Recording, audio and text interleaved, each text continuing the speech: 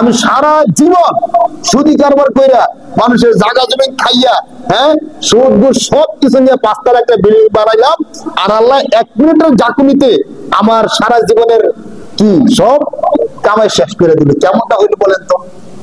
আর যদি আল্লাহ শেষ নাও করে দেয়, ধরেন ভূমিকম্পে ভাঙলো না, সব ঠিকঠাক রইলো, মৃত্যুর পরে আমার অবস্থাটা কি হবে?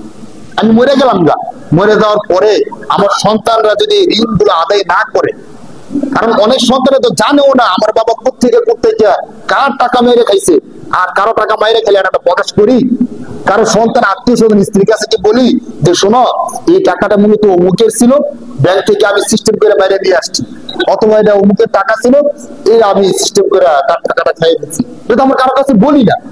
ঋণের টাকাটা বলে দিয়ে যায় যে অমুকে অমুকে টাকা পায়, কিন্তু যেটা জবরদখল করছি, যেটা আত্মসাৎ করছি, যে গরিবের হক টাকাইছি, এটা কি সন্তানদেরকে বলি? বলি না তো। এটা কিভাবে আদায় করবো বলেন?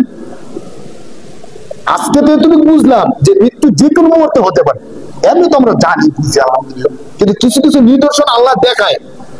কেন দেখায়? যেন আমরা শিক্ষা গ্রহণ করি। কেন দেখায় ভাই? যেন শিক্ষা গ্রহণ করি।